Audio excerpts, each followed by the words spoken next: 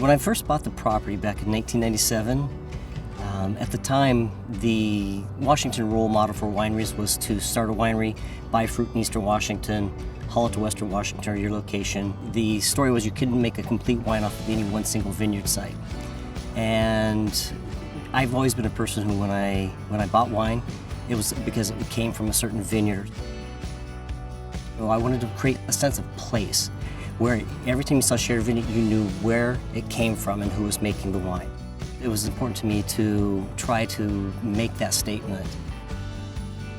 Each year, you have to take into account weather, and so I am in the vineyard 6 days a week. I look at every single vine, every single time I'm through there, and so I know this vineyard. Wine critics are human, and we have to understand that, and that I have good palate days and bad palate days. My ambition is that when I see someone taste my wine, that they enjoy it.